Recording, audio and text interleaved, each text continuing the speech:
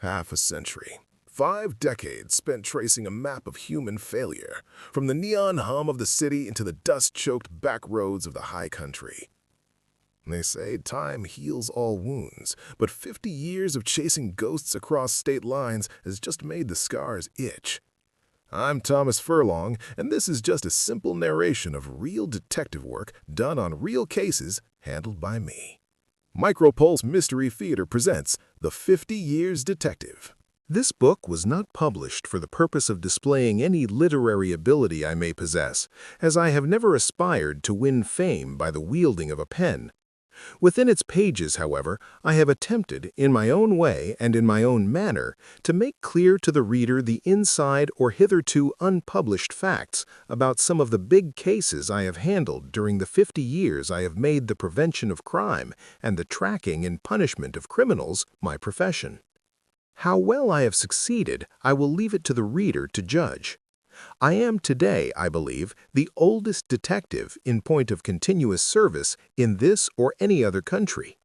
During my long career, I have handled many important cases of which the reading public knows nothing about, for the reason that the men or corporations by whom I was employed did not hire me for the purpose of furnishing newspapers with the material with which to amuse or entertain their readers. Within these pages, I tell how the work was done and how the clues were found and put together. On the other hand, many cases referred to in this book have received much newspaper publicity, but in these articles the writers were not permitted to tell all the inside facts, how the work was really accomplished. These facts are made public for the first time. In a few instances, I have changed or veiled the names of the culprits about whom the articles were written. For doing this, I do not propose to apologize, however. These men are alive today and are leading upright lives. They have paid the penalty demanded by the law and society, and I cannot see where it would do any good to again publish their early digressions to the world. I have no disposition to willfully malign anyone, and names are only used in cases in which the facts are supported by documents in the archives of the courts of this country, Canada, and Mexico, the scenes of my greatest activity.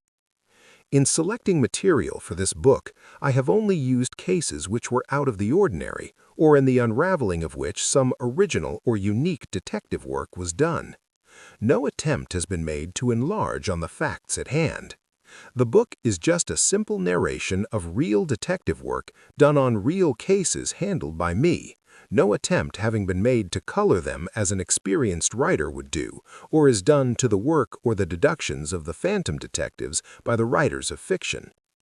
Hoping that the book will serve the purpose for which it is issued, I am, yours truly, Thomas Furlong. Sidelights on the business. Elements necessary to make a good detective. Honesty and tenacity, valuable assets. The profession has its parasites. All professions have their parasites and crooks. Among the lawyers, you will find men who will commit a felony for a few paltry dollars to clear a client of a petty larceny, providing he does not think there is a chance of his being caught. Among the doctors, you will find men and they have diplomas with larger red seals on them than has the commission of the President of the United States, who make a specialty of committing illegal operations and doing other things that are not considered either lawful or ethical. Among bankers, you will find men who every day violate both the laws of the state and the government. High finance, they call it. The general public, however, knows and freely admits there are honest, upright, truthful lawyers, doctors, and bankers, and highly honor each of these professions. But the aforesaid general public is not so charitable to detectives.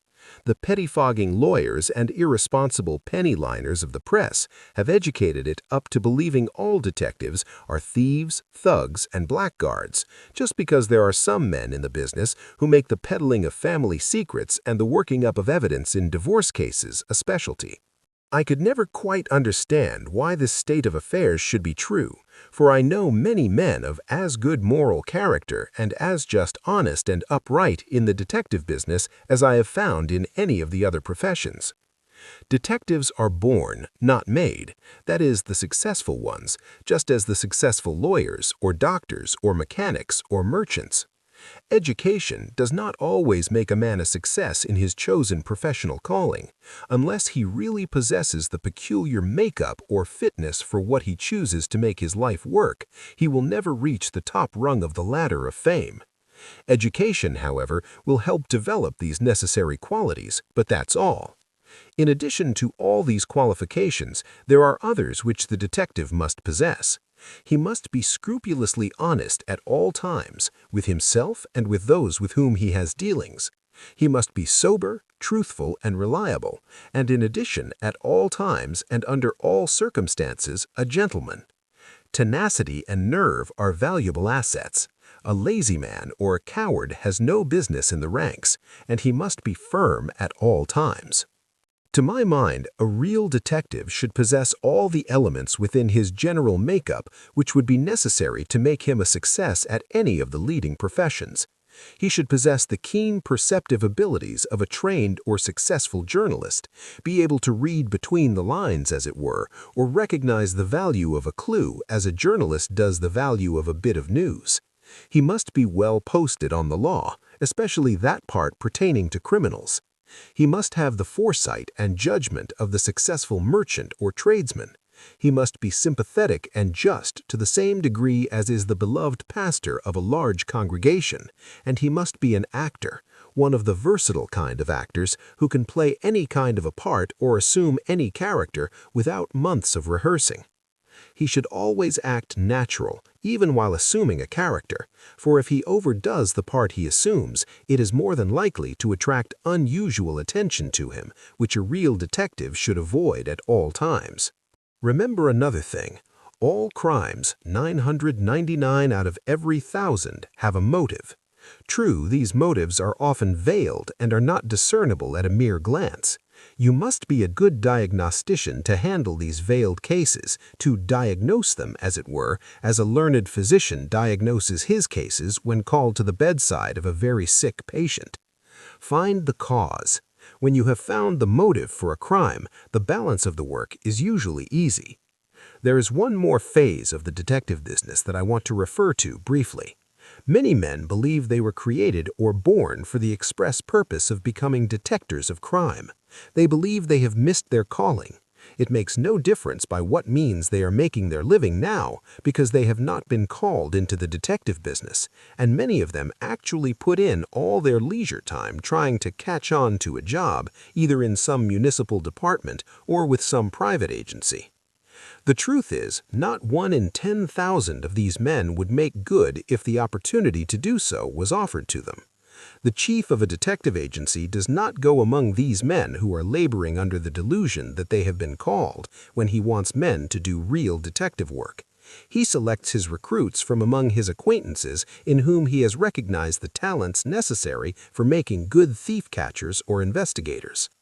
These are found in all professions and trades.